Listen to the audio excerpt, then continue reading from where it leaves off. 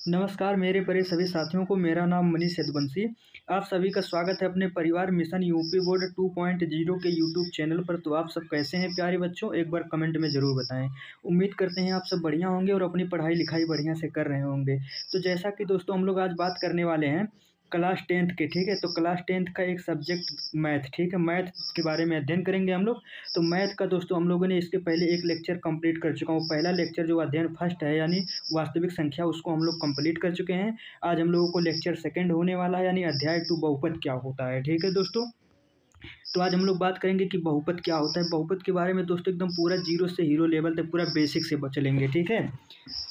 अगर आप चैनल पर नए हैं तो प्लीज़ चैनल को सब्सक्राइब कर लीजिए और बेल आइकन का बटन जरूर दबाइएगा, जिससे कि हमारा आने वाला नेक्स्ट वीडियो का नोटिफिकेशन आप तक तुरंत पहुंचे।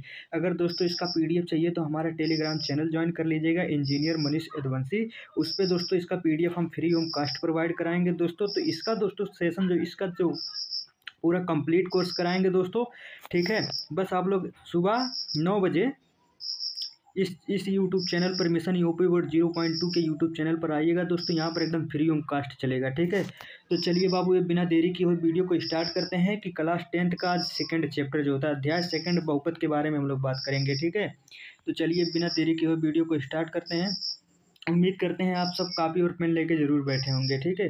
तो आप लोग हेडिंग डालिएगा अध्याय 2 बहुपद, ठीक है।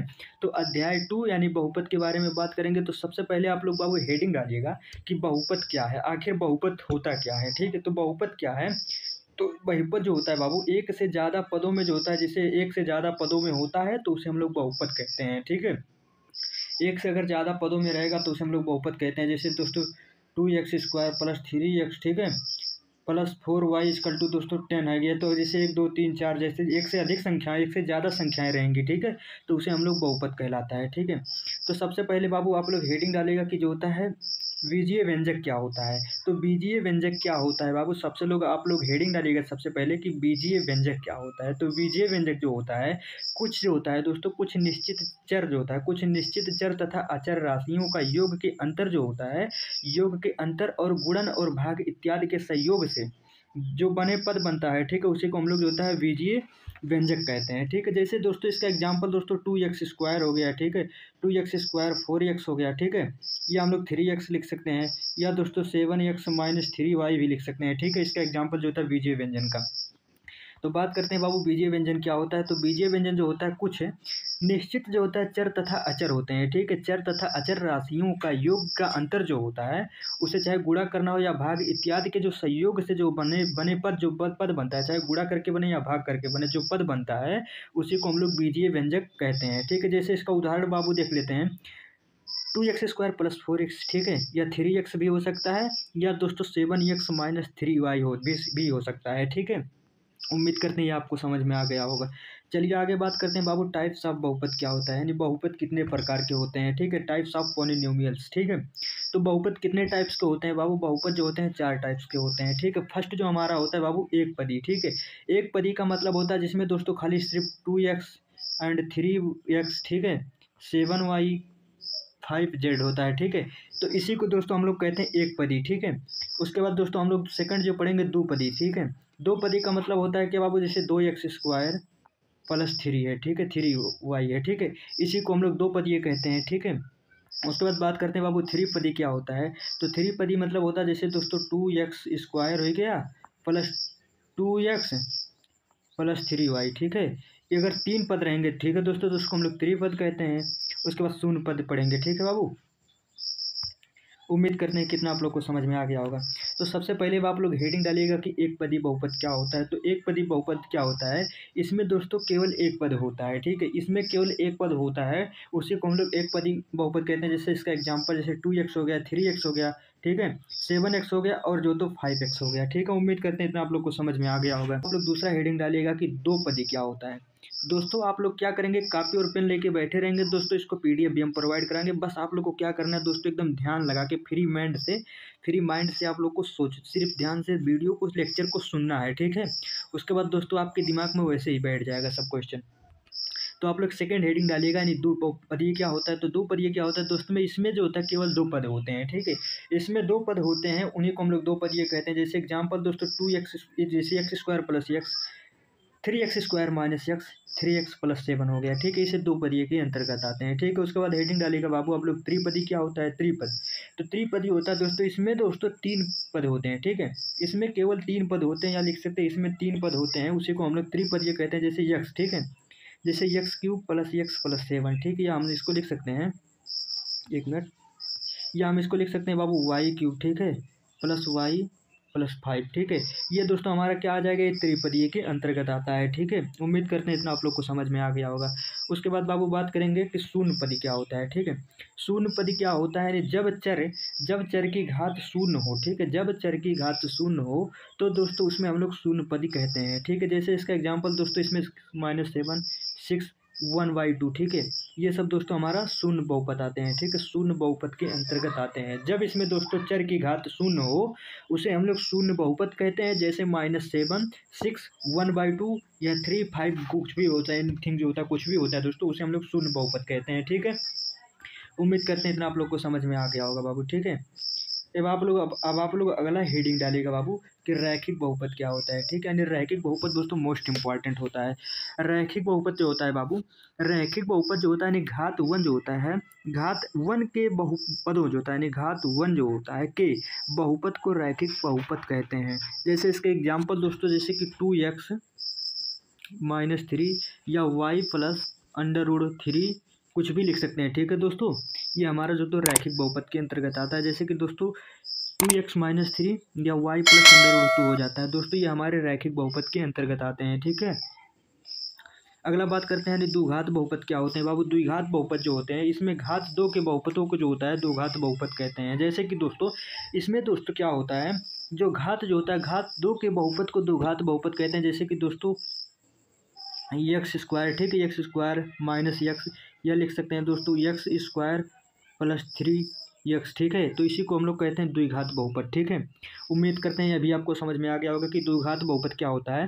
तो इसमें घात 2 की घात बहुपद को ही द्विघात बहुपद कहते हैं। जैसे इसका एग्जाम्पल दोस्तों y² - 2 x² + 3 √3x होता है। ठीक है, उम्मीद करते हैं अभी आपको। अब बाबू अब आप लोग अगला हेडिंग डालिएगा कि त्रिघात क्या होता है। ठीक है, त्रिघात क्या होता है, तो त्रिघात वो घात, जैसे त्रिघात जो होता है दोस्तों, इसमें जो होता है घात की संख्या जो 3 पदों को ही जो होता है त्रिघात बहुपद कहते हैं। जैसे कि दोस्तों x³, ठीक है, x³ + x² + 2। ठीक है, या आप लोग लिख सकते हैं y³ + y² + 4। ठीक है, तो इसी को दोस्तों हम लोग त्रिघात बहुपद कहते हैं। ठीक है, तो त्रिघात बहुपद जो होता है बाबू, इसमें जो होता है घातों की 3 जो होता है, इसमें 3 घातों की बहुपदों को जो होता है त्रिघात बहुपद कहते हैं। जैसे इसका एग्जाम्पल दोस्तों x³ + x² + 2। ठीक है, y² + x + 3, इसे हम लोग त्रिघात बहुपद कहते हैं। ठीक है, उम्मीद करते हैं आपको समझ में आ गया होगा।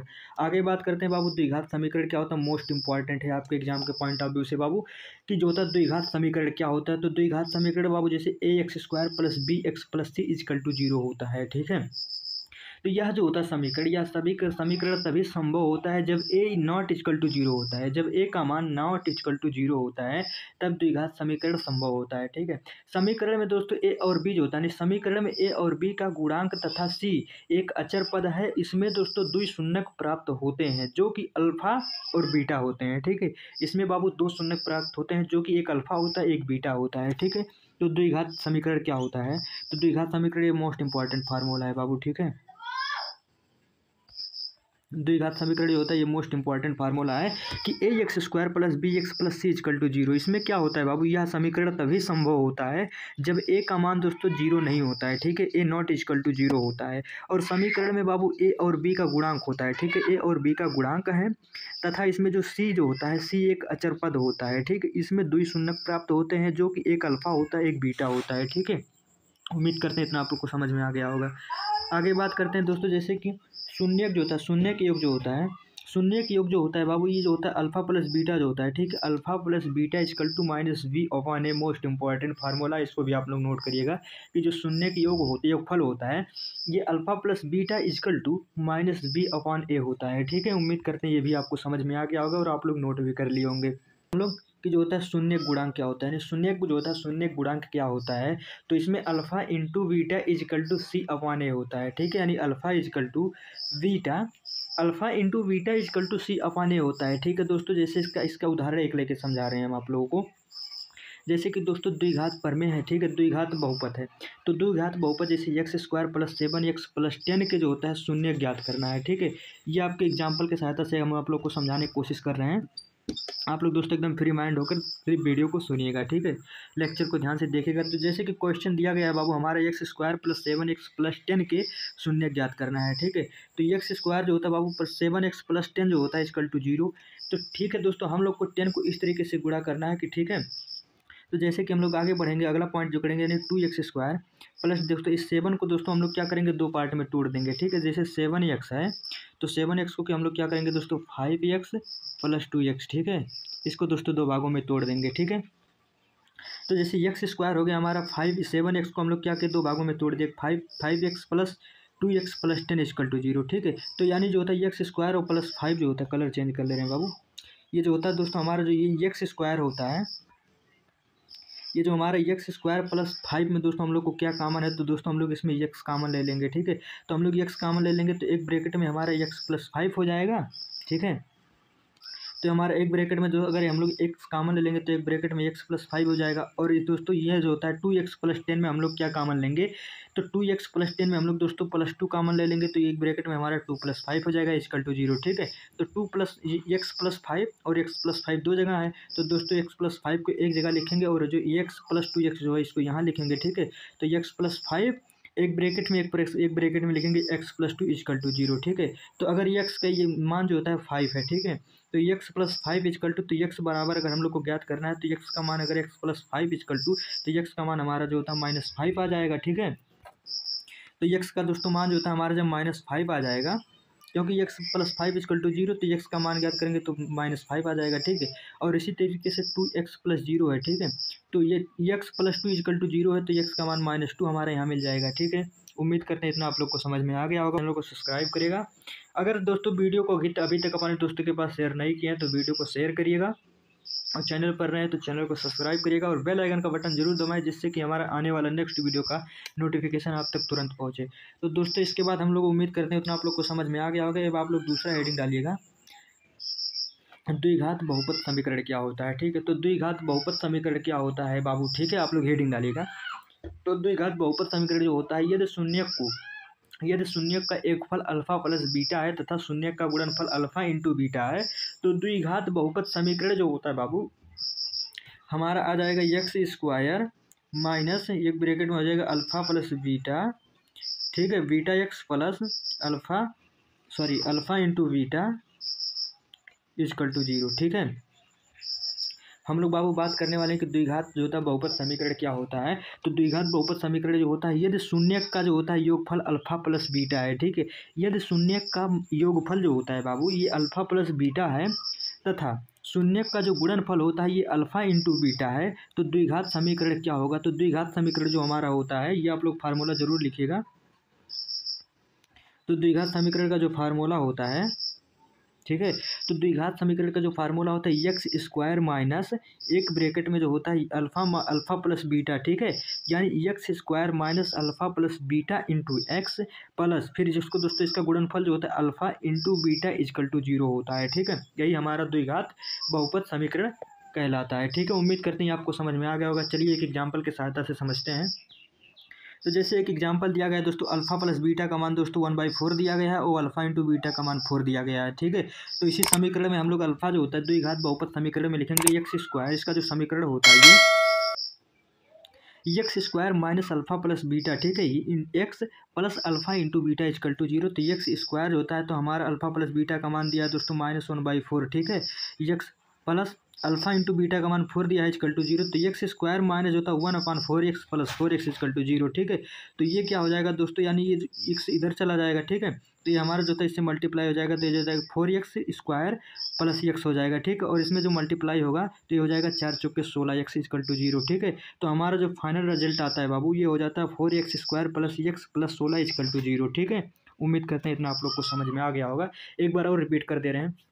जैसे कि हमारा जो एक एग्जांपल दिया गया था दोस्तों, अल्फ़ा प्लस बीटा का मान 1/4 दिया है और अल्फ़ा इंटू बीटा का मान 4 दिया है। तो हम लोग द्विघात समीकरण जब लगाएंगे, द्विघात बहुपद समीकरण, तो द्विघात बहुपद समीकरण का जो फार्मूला होता है एक्स स्क्वायर माइनस ब्रैकेट में अल्फ़ा प्लस बीटा एक्स, ठीक है, plus alpha into beta equal to 0। तो एक्स स्क्वायर माइनस हमारे अल्फ़ा प्लस बीटा का जब मान रख के दिया गया है 1/4, तो एक्स स्क्वायर माइनस 1/4, ठीक है, x plus alpha into beta का मान 4 दिया गया है इजकल टू 0। तो एक्स स्क्वायर इजकल टू दोस्तों ये x square minus 1/4 x plus 4 equal to 0। तो दोस्तों ये जो था 4 है इससे मल्टीप्लाई हो जाएगा, ठीक है, तो ये हो जाएगा 4x स्क्वायर प्लस एक्स, और इसको इससे मल्टीप्लाई करा देंगे दोस्तों तो हो जाएगा 4 चौक के 16 इजकल टू 0। तो हमारा जो फाइनल आता है दोस्तों ये आ जाता है 4x square plus x plus 16 equal to 0। ये हमारा आंसर हो जाता है, ठीक है। उम्मीद करते हैं इतना आप लोग को समझ। एक देखते हैं बाबू, जैसे एक एग्जांपल और दिया गया है, अल्फा प्लस बीटा का मान √2 दिया गया है, अल्फा इंटू बीटा का मान 1/3 दिया गया है। तो इसका दोस्तों हमारा जो द्विघात बहुपद का समीकरण होता है एक्स स्क्वायर माइनस ब्रैकेट में alpha plus beta x plus alpha into beta equal to 0। तो हम लोगों का जो दोस्तों सॉल्व करेंगे इसको, ठीक है, सॉल्व जैसे करेंगे तो जैसे एक्स स्क्वायर, ठीक है, x square minus alpha plus beta का मान दिया गया है √2 एक्स, ठीक है, प्लस अल्फ़ा इंटू बीटा का मान दिया गया है 3 दिया गया 1/3 इजकल टू 0, ठीक है। तो थोड़ा आगे बढ़ेंगे बाबू, तो एक्स स्क्वायर जो होता है ये माइनस √2 एक्स हो जाएगा और ये आगे प्लस 1/3 इजकल टू 0। तो ये जो होता है एक्स स्क्वायर जो होता है minus √2 x plus 1/3 equal to 0, ठीक है। तो ये जो होता है दोस्तों इसको यहाँ से दोस्तों हमारे इससे मल्टीप्लाई हो जाएगा, ठीक है। तो ये जब मल्टीप्लाई होगा √2 से तो ये जाएगा 3x स्क्वायर प्लस जो होता है 3 x प्लस 1, ठीक है, यानी ये जो 3 है ये इससे मल्टीप्लाई करा लेगा, ठीक है। तो ये हो जाएगा √3 √2x हो जाएगा, ठीक है। उसके बाद दोस्तों हमारा जो फाइनल आता है यानी x square 3x square minus 3 √2 plus x equal to 0। उम्मीद करते हैं इतना आप लोग को समझ में आ गया होगा, ठीक है बाबू। अगर वीडियो पसंद आए तो प्लीज़ चैनल को सब्सक्राइब करिएगा और बेल आइकन का बटन जरूर दबाइएगा, जिससे कि हमारा आने वाला नेक्स्ट वीडियो का नोटिफिकेशन आप तक तुरंत पहुंचे। अगर आप लोगों को किसी भी तरीके का डाउट है तो आप लोग कमेंट करिएगा, हम रिप्लाई जरूर देंगे। फिर मिलते हैं कल और एक नई वीडियो के साथ, तब तक के लिए जय हिंद जय भारत।